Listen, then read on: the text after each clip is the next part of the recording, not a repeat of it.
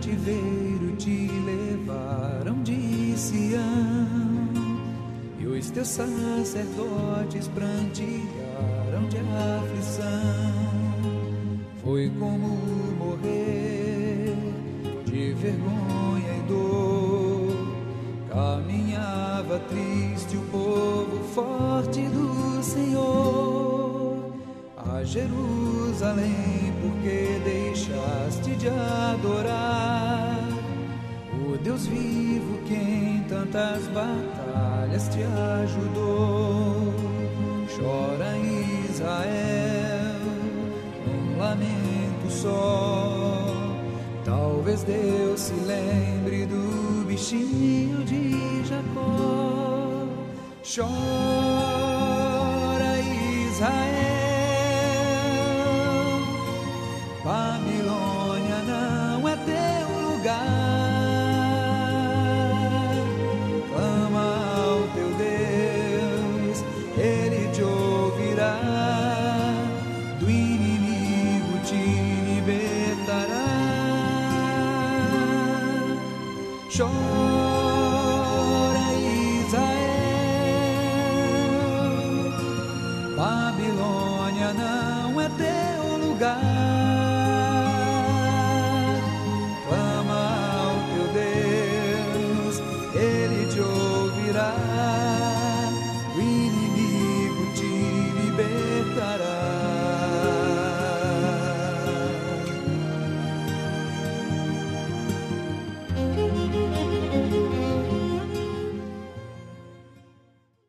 Jesus como exemplo de humilhação. Jesus como exemplo de humilhação, isso dentro do nosso tema, prontos para o arrebatamento. Vai ser um momento glorioso, maravilhoso, não é? Que vai acontecer o nosso encontro com o Senhor Jesus. Não quero ser repetitivo, não é? Mas vejo como uma advertência para nossas vidas que o Senhor Jesus deixou e que nós precisamos compreender aquilo que Ele deseja passar para nossas vidas, não é?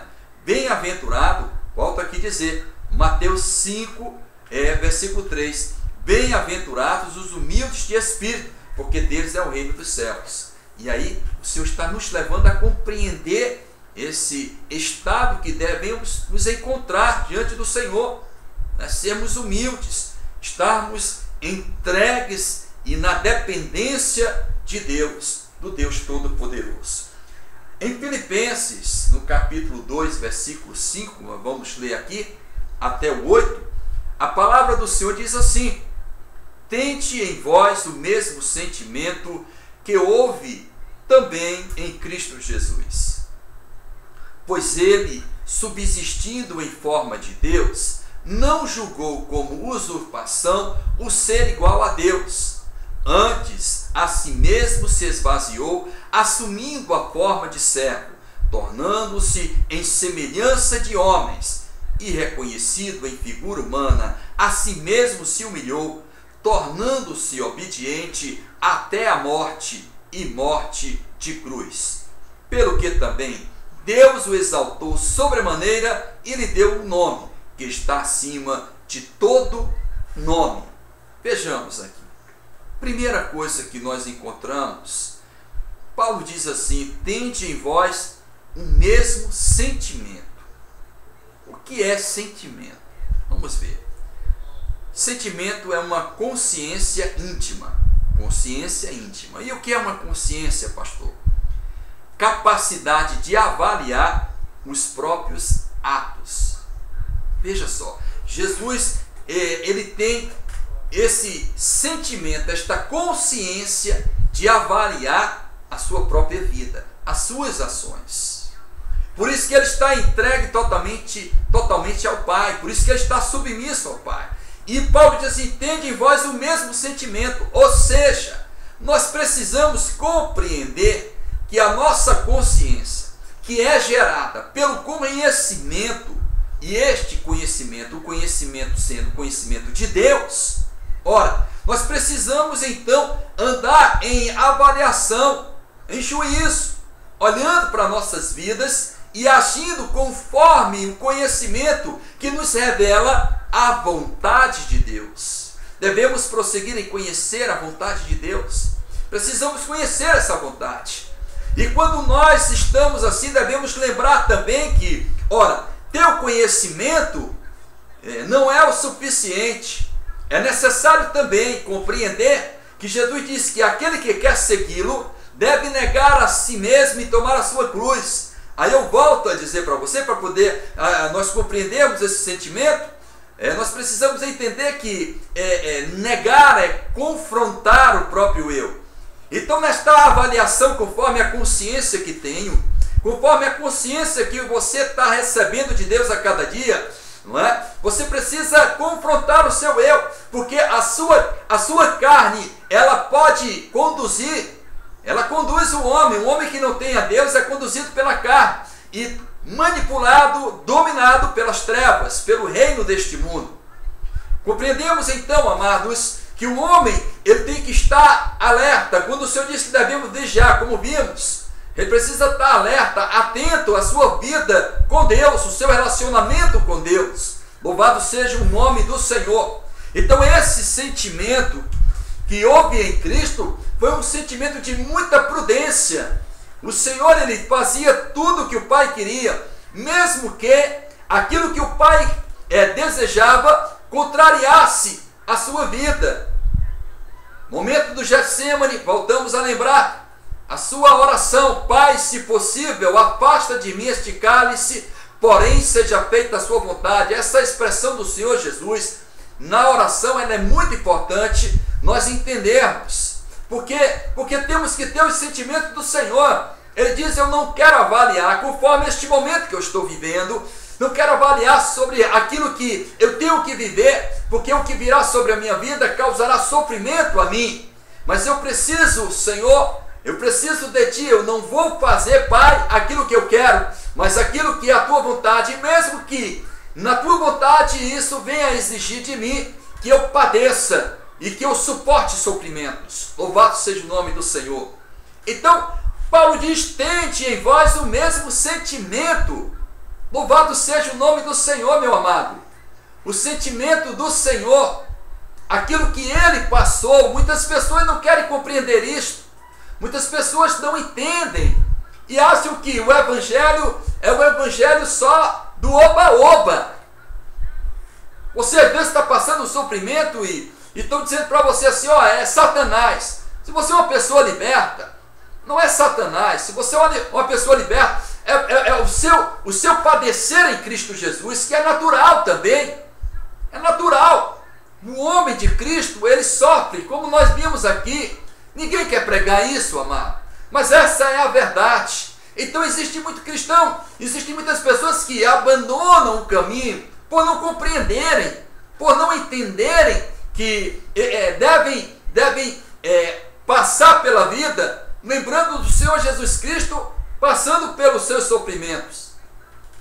Jesus disse: no mundo tendes muitas aflições, mas tende bom ânimo, eu venci o mundo. É outra expressão que nos leva a compreender que no mundo ninguém vai estar vivendo aqui as mil maravilhas. Não existe isso.